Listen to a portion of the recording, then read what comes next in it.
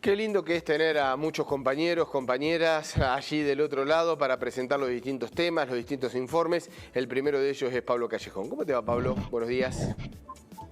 Buenos días, Mariano, ¿cómo están? ¿Cómo están ustedes? Muy bien. Transitando este día bisagra de la semana. Ya terminando octubre, ¿no? Parece mentira. Ya estamos llegando a fin de año, y qué fin de año nos espera, ¿no? Entre tantos temas para debatir, pero también en la incertidumbre por lo que estamos transitando. Y además porque no parece, después de haber recorrido todo este proceso, que la pandemia comienza a despejar esas dudas. Y no, por el contrario, profundizar. Uno mira lo que está sucediendo en los Estados Unidos y en Europa y la verdad es que es más que alarmante. Sí, yo no sé cómo tomar las declaraciones del ministro de Salud.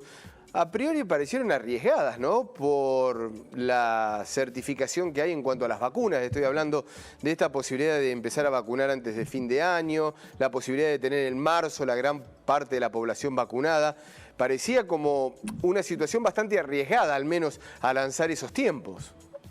Sí, a mí me parece que se generan situaciones que después hay que validarlas.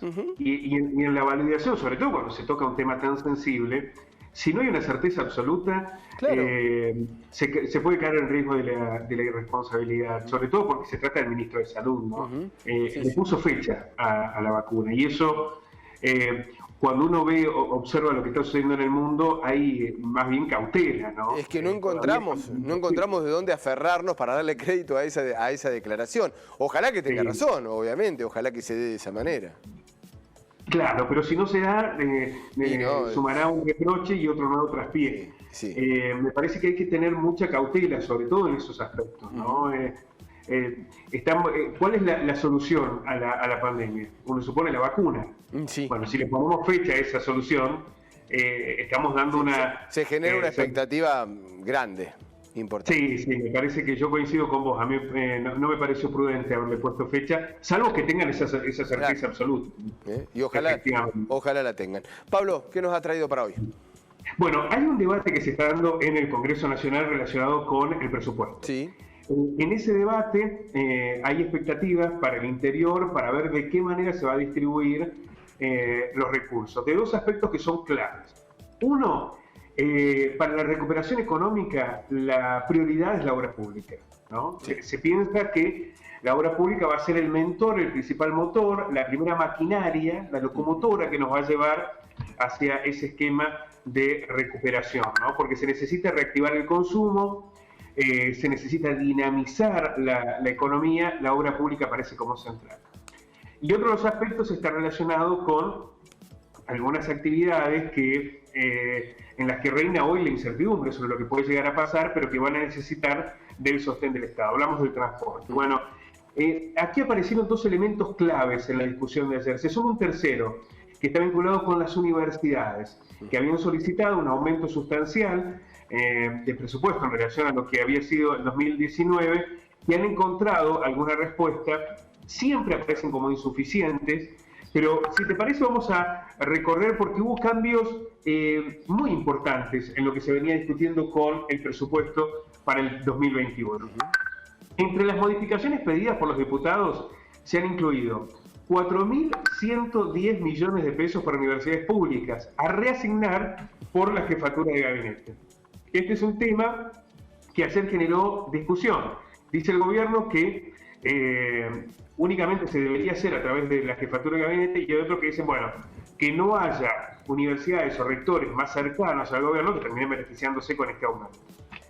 El presupuesto prevé un aumento del 5% del Producto Bruto Interno, recuerdan, pero los mayores fondos van a ser para obras públicas y una disminución del pago de intereses de la deuda pública. Esto implica dos elementos que van a ser centrales el próximo año. Por un lado, se va a pagar menos de deuda. Se ha logrado dilatar, todavía falta el acuerdo con el Fondo Monetario Internacional en el que el gobierno hay expectativas de que se pueda dar rápidamente. Pero por el otro es que se va a impulsar la obra pública. Este ha sido el gran eje de la economía pensada para el próximo año y allí las provincias empiezan con el tironeo, a ver cuánto le va a tocar a cada uno. Las partidas para subsidios al transporte público en las provincias va a tener un aumento de 7.000 millones de pesos, que se agregan a los 13.500 que contemplaba el texto inicial para las provincias, insistimos. Ahora, esto es lo que nos decía. Sí, Mariano. Pablo, esto es lo que nos adelantaba ayer José Cano, el presidente de la Comisión de Transporte, que se iba a llegar a ese número, al de los 20.000 millones, porque ese 13.500 millones era inferior incluso a lo que se cobró este año en el transporte del interior. Bueno, ¿por qué? Acá hay una cuestión, ¿no? El gobierno dice hay que desalentar el transporte, ¿no? Hay que desalentar el uso por la pandemia, pero se supone que el año que viene vamos a superar esta instancia y habrá que darle una nueva normalidad al transporte. ¿En qué condiciones le vamos a dar esa nueva normalidad? Las empresas han insistido de que pierden pasajeros, de que el contexto ya no va a ser nunca igual y que si se quieren sostener el servicio en las condiciones en las que había, se necesita de los subsidios de la Nación. ¿Qué dicen desde la Nación? Bueno, eso no va a ocurrir, han aumentado, pero está muy lejos. Ahora, para el interior, para todas las provincias, se prevén 20.000 millones, 20.500 millones de pesos. Y solo para Buenos Aires y Capital, 65.000 millones. Bueno, acá hay una que es central, ¿no? ¿A quiénes hay que subsidiar, no? Digo, la creación de ese fondo federal para el transporte, que es una de las propuestas que va a tener que tener estado parlamentario para ver cómo se va a tratar, pero es una de las propuestas. Cambiar la forma, cambiar el método de cómo observar los subsidios y cómo distribuir los subsidios para el interior del país, para el transporte. Con este esquema está muy claro, hay asimetrías que son notables, como las que acabás de mostrar vos, más allá de este aumento que se ha recibido en la comisión del día de ayer. Hay dos discusiones centrales en relación al transporte. Primero, ¿qué transporte vamos a querer? ¿No? El transporte público está pasando por una situación gravísima, no solamente en la Argentina, sino en el mundo. Ahora, el mundo se está reformulando la idea del transporte, porque si nosotros nos desligamos del transporte público, ¿qué es lo que sucede? Va a haber más vehículos en las calles, más vehículos particulares. Eso también tiene que ver con una mirada de la ciudad, de los centros urbanos. Pero además hay mucha gente que depende del transporte público. Sí, con el incremento del flujo de actividades, con la apertura de las actividades, se necesitó el transporte público. Y hoy esas respuestas no están. Ahora, ¿qué se va a hacer con eso? Esa es la primera discusión. Y después, ¿cómo se va a financiar? En el cómo se va a financiar, será vital entender de que no se puede seguir teniendo una mirada centralista de los subsidios. No se puede pensar que en Buenos Aires se puede pagar 12 pesos un boleto y que paguen 30 en el interior. Esa lógica es insostenible, ¿no? Porque ya el interior además sostiene en gran parte, por ejemplo, los trenes. Los trenes que solamente circulan. Los trenes, los subtes, digamos, todo lo que es el transporte público de la zona del AMBA, que lo pagamos entre todos. Claro. Bueno, esas serán dos discusiones que necesariamente se deben dar. Vamos a la próxima trama. Legisladores de la oposición destacaron el aumento de las partidas de subsidio al transporte, pero lo han considerado insuficiente. No solamente en el transporte, sino también en las universidades. Consideran que es insuficiente el aporte que se ha planteado para incrementar la situación de las universidades. El diputado del bloque de Córdoba Federal, Pablo Casinero, que responde al gobernador Schiaretti, indicó que vemos que están haciendo un incremento, pero de solo el 15% respecto al 2020, cuando tenemos inflación del 29%. Es decir, la suba, lo que charlábamos recién, Mariano, es muy baja en relación a los niveles de inflación. Y en esto volvemos a insistir, ¿qué transporte vamos a querer? Casinero también solicitó que los subsidios a la provincia se eleven a 30.000 millones, 10.000 millones más de lo que tenemos actualmente, para que represente un poco más del 30% y se alineen con lo que venían recibiendo los presupuestos del 2012 al 2016. Fíjate vos, ¿no? Entre el 2016 y el 2019 bajaron los subsidios para el transporte, bajaron sustancialmente. Sin embargo, no se desfinanció el AMBA. Con el macrismo no se corrigieron esas desigualdades, fueron quitando subsidios, pero se profundizaron las desigualdades que se venían cuestionando, ¿no? Porque al AMBA no se lo desfinanció. No, cuando se dijo en algún momento basta de subsidios, fue absolutamente sectorizado, basta de subsidio para algunos. No, claro, pero para seguir sosteniendo las desigualdades que existen.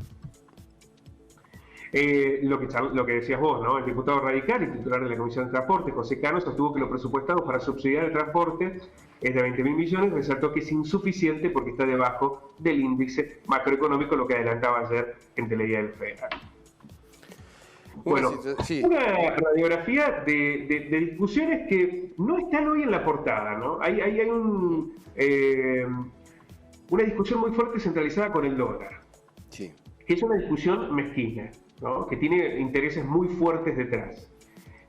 Hoy la Argentina pasa por esta realidad de no poder controlar más rápidamente el dólar y de vivir este cepo tan estricto porque no hay reservas, porque había un endeudamiento brutal. Entonces, con un endeudamiento brutal, la falta de reservas y una situación económica profundizada por la pandemia muy complicada, es difícil encontrar las herramientas para eso. Por el otro lado, hay medios de comunicación, que en realidad son corporaciones económicas ligadas con lobistas que tienen la capacidad además de incidir fuertemente en el mercado a través de ese mercado paralelo, que están impulsando esta situación porque además quieren una devaluación.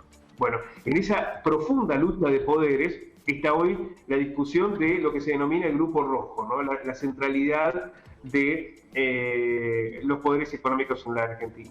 Y por el otro hay discusiones que tienen que ver con la Argentina que viene, la Argentina profunda, la Argentina que se va a definir a partir de la pospandemia y que están relacionadas muy fuertemente con lo que está sucediendo en el Congreso, ¿no? Porque aquí lo que se está determinando son hacia dónde van a ir las partidas, hacia dónde van a ir los recursos, qué es lo que se va a priorizar el próximo año en materia económica. Bueno, nos parecía fundamental plantear estos tres ejes. Por un lado las universidades, por el otro lado la obra pública, por el otro lado el transporte, porque han sido las claves de lo que ayer se debatió. Pero hay que seguir muy de cerca lo que está sucediendo con el presupuesto allí en el Congreso. Esa es la intención, Pablo, marcar una agenda federal, una agenda con una visión propia de lo que sucede en el interior del país, más allá de que en la zona del capital, del AMBA, esto no esté en discusión, porque no les importa absolutamente nada cuánto sale un pasaje en el Chaco, cuánto sale un pasaje en Santa Fe o cómo se paga en Córdoba. Absolutamente no importa lo que suceda en otro punto que no sea justamente en esa centralidad. Ese es el objetivo, Pablo, de estar presentando, de poner sobre la mesa, de ponerlo en agenda también estas discusiones que son para lo que se viene de una Argentina bien federal. Un abrazo. Abrazo grande, muchísimas gracias. Hasta luego.